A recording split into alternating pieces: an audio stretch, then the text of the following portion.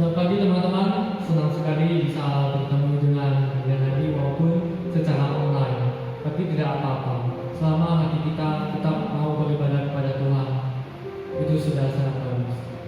Untuk menyambut firman Tuhan, kita akan memuji Tuhan dengan menyanyikan lagu Tuhan Yesus baik. Tiada perkesudahan kasih setianya, selalu baru setiap hari. Tiada perkesudahan kasih setiamu Tuhan, selalu baru amanmu bagiku. Hari berganti hari, tetap ku lihat kasih-Mu, tak pernah berakhir hidupku. Tuhan Yesus baik, sungguh amat baik, untuk selama-lamanya. Tuhan Yesus baik, Tuhan Yesus baik, sungguh amat baik, untuk selama-lamanya. Tuhan Yesus baik. Tiada perkesudahan kasih setiamu Tuhan, selalu baru amanmu bagiku. Hari berganti hari, tetap ku lihat kasih-Mu, tak pernah berakhir hidupku. Tuhan Yesus baik, sungguh amat baik, untuk selama-lamanya. Tuhan Yesus baik, Tuhan Yesus baik, sungguh amat baik, untuk selama-lamanya. Tuhan Yesus baik, Tuhan Yesus baik, sungguh amat baik, untuk selama-lamanya. Tuhan Yesus baik, untuk selama-lamanya, untuk selama-lamanya, dari selama-lamanya sampai selama-lamanya. Tuhan Yesus baik. Oke, teman-teman, sebelum kita menyambut firman Tuhan, mari kita menyanyikan lagu Broken Vessels.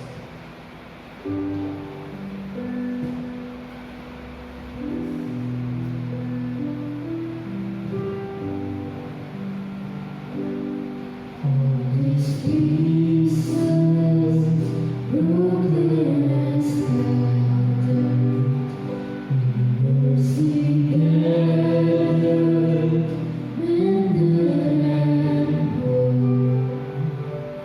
Empty-handed, but not forsaken, I've been set free, I've been set free. Amazing grace, how sweet the sound that saved a wretch like me. Oh,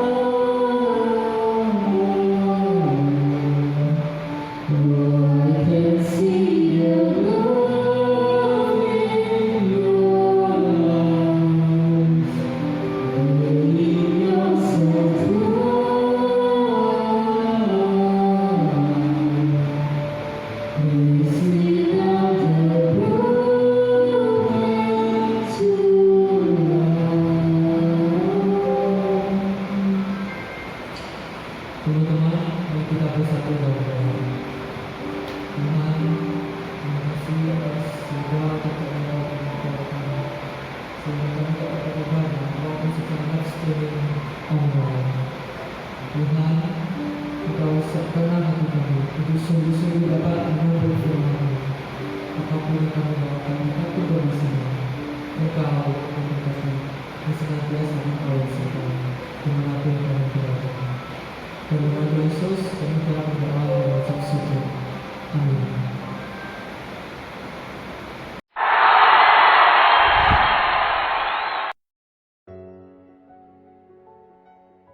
Selamat pagi teman-teman. Hari ini saya ingin berbagi sebuah kisah ya. Kisah yang saya alami beberapa hari yang lalu. Saya melihat di pasar yang dekat rumah saya banyak sekali orang mengerumuninya. Dan saya dalam hati bingung. Ini kan lagi saat-saat social distancing, tetapi mengapa orang mau berkerumun? Nah, dengan penasaran, saya memakai masker dan saya masuk ke pasar tersebut. Dan tahunnya ada seorang wanita yang menderita penyakit belasan tahun. Nah, untuk itu saya secara eksklusif mengundang wanita itu datang ke acara wawancara ini. Teman-teman, jangan beralih ke channel yang lain dulu ya. Tetap ikuti percakapan kita dari awal sampai akhir. Silakan masuk, Bu. Silakan, Ibu. Pagi, Pak. Wah, terima kasih ya Ibu sudah mau hadir ke acara ini. Sungguh sebuah kehormatan ya untuk bisa bertemu dengan Ibu. Omong-omong, nama Ibu siapa ya? Maaf ya Pak ya, tapi saya rasa nama saya tidak perlu disebutkan karena nama itu tidak begitu penting Pak. Jadi kisah yang mau saya sampaikan itu jauh lebih penting daripada nama saya. Tapi kalau memang Bapak mau memanggil saya, ya sebut saja nama saya Bunga. Oh, oke Bu. Rasanya aneh sekali ya kalau menyebut nama Ibu Bunga ya.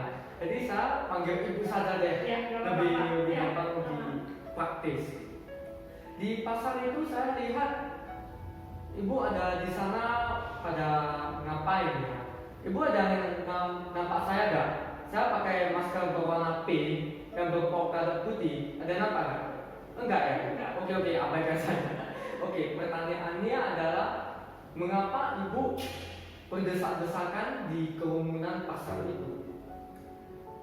Jadi gini Pak, saya itu sebenarnya sudah dalam kondisi yang sangat putus asa karena saya mengalami sebuah penyakit pendarahan dan sudah 12 tahun saya mengalami sakit itu. Jadi setiap hari itu badan saya lemas, saya pusing dan pucat karena darah itu setiap hari mengalir begitu deras. Saya sudah mencari pengobatan kemana-mana. Kata orang di Penang, di Singapura ada dokter spesialis yang bisa mengobati penyakit saya. Saya sudah pergi ke sana, tapi kondisi saya masih begitu-begitu aja. Saya belum juga sembuh, Pak. Jadi di tengah keputusasaan, di tengah kondisi yang seperti itu, saya itu ya benar-benar sangat berharap saya pengen sembuh.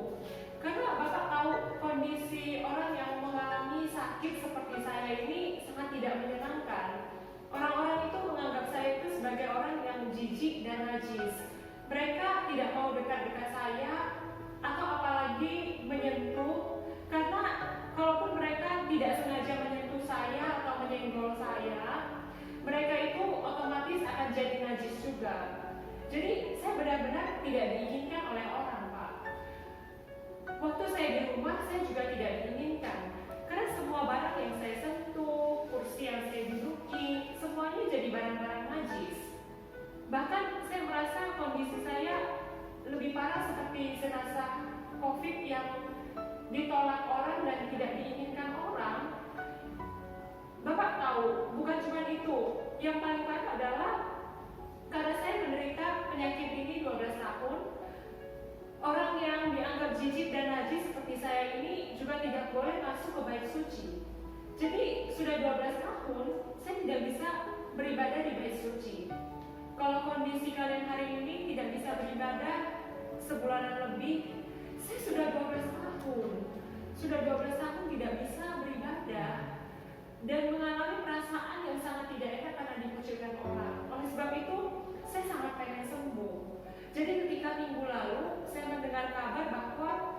ada satu orang hebat yang bisa menyembuhkan penyakit orang, saya langsung bersemangat, Pak.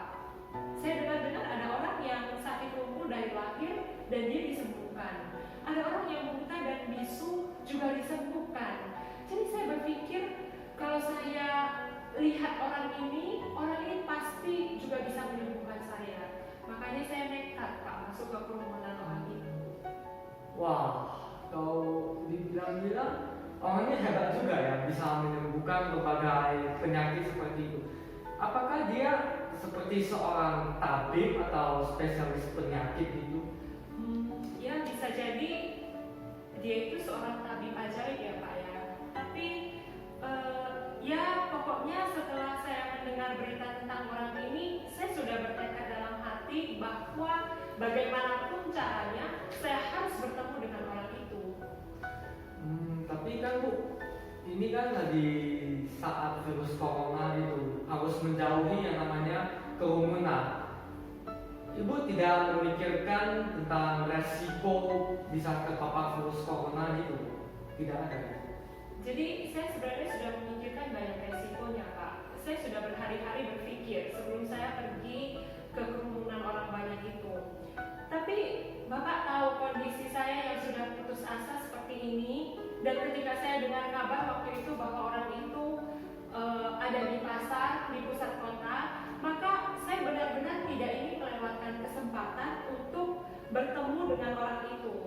Jadi saya menyusun strategi, dan saya berpikir kalau saya menyentuh orang itu atau misalnya menyuruh orang itu menumpangkan tangannya atas saya, rasanya itu tidak mungkin, karena orang itu pasti akan jadi najis juga. Maka saya sudah bertekad dalam hati, asal saya menjamah jubah-jubahnya saja, saya pasti bisa sembuh. Jadi saya benar-benar percaya, Pak, asal saya menjamah saja jubah-jubahnya, saya pasti bisa sembuh. Boleh saya menilai sedikit nggak Bu? Sebagai anak zaman now, anak milenial, saya ingin bertanya kepada Ibu, apa itu jumbai jubah? Bisakah Ibu jelaskan? Ya maaf ya Pak ya, jadi maksudnya begini, pria Yahudi seperti kami ini biasanya memakai pakaian luar yang disebut dengan jubah. Nah, nenek moyang kami melalui Nabi Musa memerintahkan setiap orang laki-laki harus memakai jubah dengan ditambah jumbai di 4 sisi jubah itu. Jadi jumbai itu Pak seperti tali-tali yang dipilin.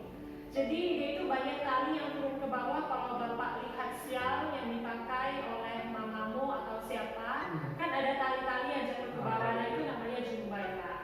Atau misalnya seperti pengait horden yang ada talinya ke bawah, itu namanya jumbai.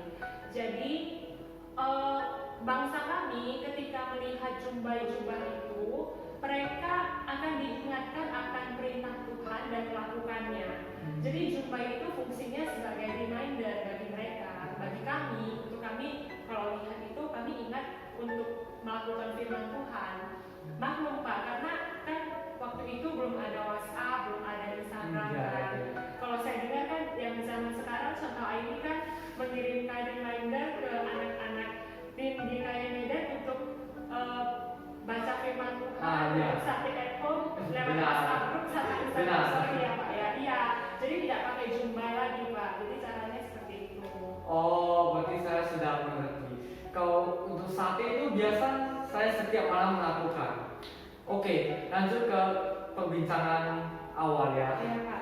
Saya ingin bertanya, apakah Ibu berhasil menjamah jumbai jubah orang tersebut? Ya tentu saja Pak. Jadi dengan tekad dan keberanian saya yang kuat, saya akhirnya memutuskan untuk menerobos kerumunan itu.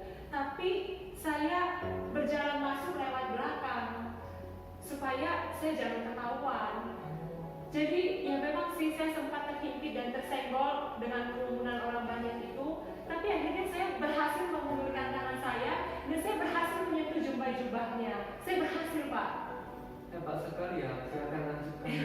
Ya jadi dan yang lebih luar biasa lagi itu Pak, ketika saya menyentuh jubah-jubah itu, seketika waktu saya menyentuh jubah-jubah itu, saya merasakan pada saat itu juga pendarahan saya berhenti, Pak. Saya sembuh pada saat itu juga, tepat ketika saya menyentuh jubah-jubah itu. Dan ketika saat itu sebenarnya saya itu sudah sangat senang, sangat girang. Saya itu waktu itu hampir melompat kegirangan dan berteriak, aku sembuh, aku sembuh. Rasanya saya itu pengen memberitahu ke seluruh dunia bahwa saya sudah sembuh, gitu Pak. Lalu kenapa ibu tidak jadi melakukannya? Saya di sana melihat ibu tidak melompat-lompat kegirangan gitu. Ya kan saya bilang hampir Pak, hampir kan berarti saya tidak jadi melakukannya. Iya juga ya. Maaf. Sekarang yang mau saya tanyakan adalah mengapa ibu tidak jadi melakukan? Ya jadi karena pada saat itu juga seketika saya menyentuh jubah-jubah itu tanpa disangka-sangka, ternyata orang itu tahu bahwa saya menyentuh jubah-jubahnya. Saya sangat kaget karena dalam hati saya berpikir bagaimana mungkin orang ini tahu kalau saya menyentuh jubah-jubahnya. Dia balik ke belakang dan menoleh saya. Saya sudah kaku, gemeteran karena saya takut jangan-jangan nanti dia akan memarahi saya karena saya lancang memegang jubah-jubahnya. Tapi pada saat itu saya mau lari, mau menutup muka, rasanya saya tidak punya kekuatan untuk melakukan itu karena saya sudah takut dan gemetaran, Pak. Lagi pula kalau saya mau lari, di sekitar saya itu masih banyak kerumunan orang. Jadi, tapi ternyata ya saya takut, saya sangat takut. Saya takut saya dimarahin. Tapi Bapak tahu apa yang terjadi? Enggak, Bu. Orang itu tidak memarahi saya. Saya tuh sudah ketakutan, sudah gemetaran. Jangan-jangan nanti dia akan memarahi saya atau membentak saya karena saya lancang memegang jubah-jubahnya. Tapi tanpa disangka-sangka, orang itu menatap saya dengan tatapan mata yang penuh kasih, tatapan mata yang saya tidak pernah lihat sebelumnya dari siapapun yang ada di dunia ini. Dia memandang saya dengan tatapan yang sangat melegakan hati saya. Bukan cuma itu Pak, lalu dia sambung, dia berkata, "Take heart, my daughter." Nah, kalau Bapak tidak tahu arti bahasa Inggrisnya, itu artinya adalah teguhkanlah hatimu anakku. Jadi, Bapak bayangkan, saya sudah takut dimarahin, tapi orang itu berkata, teguhkan hatimu anakku. Sesaat itu juga saya hampir menangis dan hampir tidak bisa menahan air mata saya. Saya sangat terharu dan merasa seperti ada seorang bapak yang sangat baik yang dengan lembut menatap, berkata, teguhkan hatimu anakku. Saya tidak kenal dengan dia, tapi itu menyebut saya sebagai anaknya. Wow, benar-benar hebat sekali ya teman-teman ya. Tapi saya ingin bertanya, apa maksud dari ucapan take heart yang disampaikan orang tersebut kepada ibu? Bisa ibu jelaskan? Jadi ya seolah-olah orang itu mau berkata, it's okay, it's alright, semua baik-baik saja, semua baik-baik kok anakku. Dan mendengar hal itu, ya hati saya sangat lega Pak. Dan rasanya sangat damai sekali. Setelah itu dia berkata, imanmu telah menyelamatkan engkau. Wah, menarik ya kisah yang ibu alami ya. Saya semakin penasaran siapa orang ini. Saya semakin ingin mengetahui siapa orang tersebut. Saya rasa dia bukan hanya seperti tabib ajaib gitu. Saya merasa dia melebihi itu. Betul sekali ya Bapak bilang, dia itu lebih dari sekedar seorang tabib ajaib. Saya mempercayai dan meyakini bahwa dia adalah Allah. Nenek moyang kami dalam kitab perjanjian lama kami seringkali diceritakan bahwa nabi-nabi sudah membuatkan ada seorang yang dijanjikan akan diutus oleh Allah ke dalam dunia untuk menjadi penyelamat dan pembebas kami.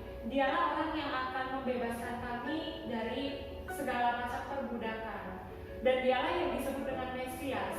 Dan saya sangat yakin Pak, benar-benar yakin bahwa orang itu adalah Mesias yang sesungguhnya yang dijanjikan itu. Orang-orang menyebut namanya itu Yesus.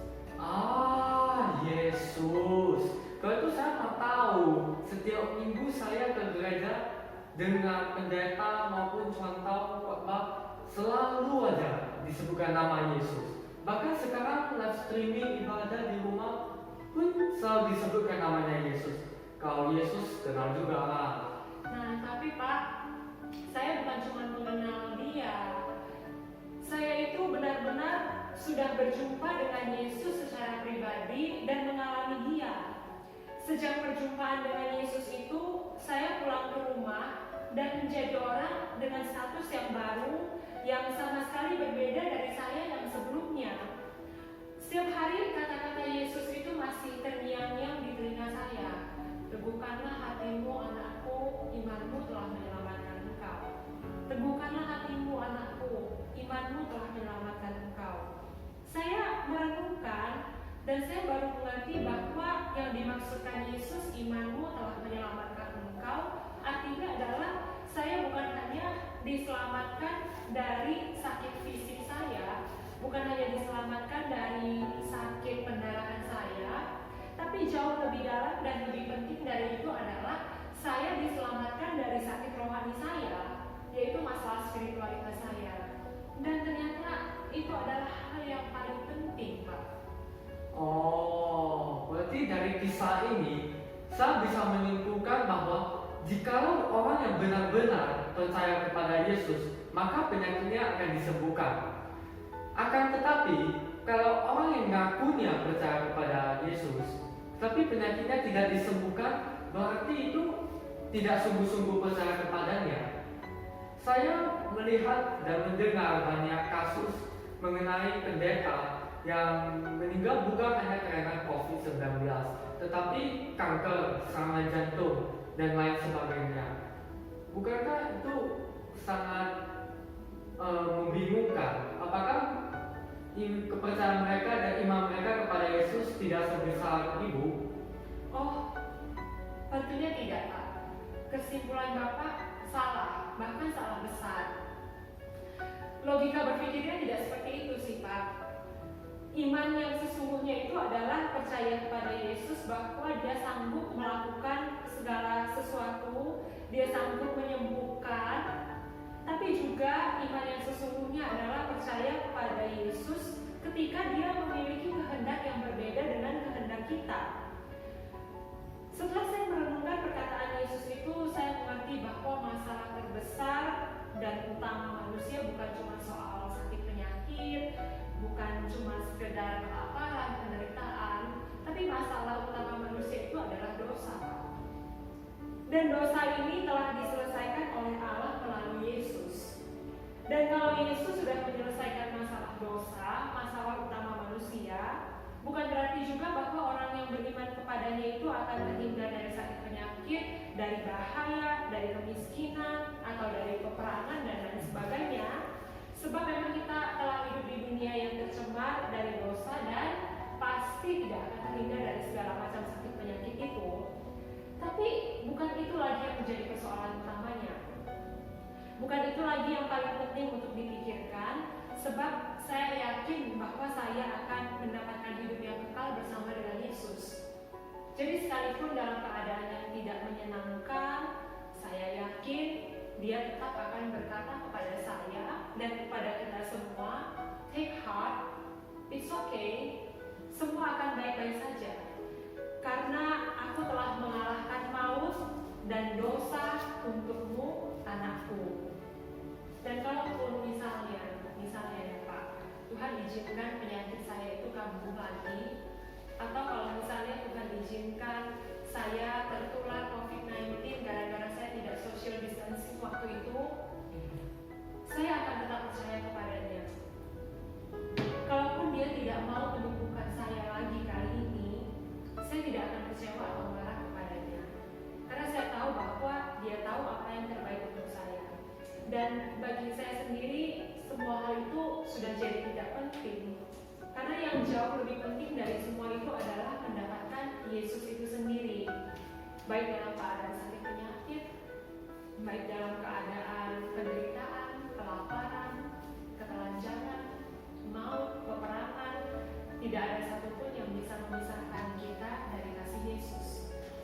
Ya, saya akhirnya sudah mengerti apa yang Ibu ingin sampaikan. Saya secara pribadi ingin mengenal Yesus lebih mendalam dan lebih pribadi, sama seperti Ibu. Ya, saya juga berharap teman-teman yang mendengarkan kisah saya itu juga bisa seperti Bapak mau mengenal Yesus secara pribadi dan lebih mendalam lagi. Apakah boleh saya memimpin dan berdoa untuk semua teman-teman yang mendengarkan, Pak? Boleh, silakan. Kita berdoa ya. Tuhan, terima kasih untuk kesaksian yang boleh kami dengar. Biarlah Tuhan menolong kami supaya kami boleh semakin hari semakin mengenal Engkau secara pribadi. Bukan hanya mengenal Engkau lewat tulisan yang kami baca, lewat Alkitab yang kami baca setiap hari, dan hanya berhenti sampai pada pengetahuan saja. Tapi biarlah pengenalan kami kepada Engkau melebihi semua itu, karena kami mengalami Engkau secara pribadi. Terima kasih Tuhan, kami berdoa menyerahkan semuanya ke dalam tangan-Mu.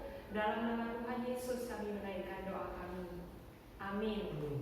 Nah, teman-teman dari tadi pasti memikirkan apa yang kami lakukan ini. Teman-teman mungkin bertanya dalam hati, apakah kami stres gara-gara social distancing begitu ya? Ini bukan, kami berdrama hanya untuk menyampaikan kisah nyata dari Alkitab. Kisah ini benar-benar ada dan tertulis di Alkitab. Iya, benar sekali ya teman-teman. Jadi kami ini bukan stres gara-gara kelamaan stay at home ya. Jadi teman-teman, kisah yang tadi kami naikkan dalam percakapan itu adalah kisah nyata yang diadaptasi dari sebuah kisah di dalam Alkitab, tepatnya di kitab Matius. Nah, kalau teman-teman stay at home setiap hari, teman-teman pasti bisa menebak kisah ini diangkat dari mana. Jadi saya punya challenge untuk teman-teman. Teman-teman silahkan tebak kisah yang kami angkat ini diambil dari mana secara lengkap.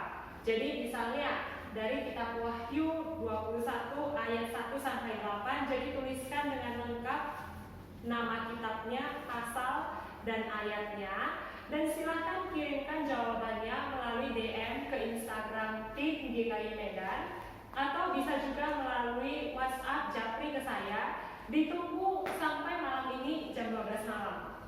Jadi setelah hasilnya teman-teman tahu, silakan kirimkan, dan nanti kita akan mengumumkan pemenangnya. Lalu poinnya akan diakumulasi dengan poin Sate at Home Challenge kita yang setiap hari Senin itu ya. Oke. Oh ya teman-teman, jangan lupa untuk subscribe, komen, dan like YouTube channel Tim GKI Medan. Bye-bye.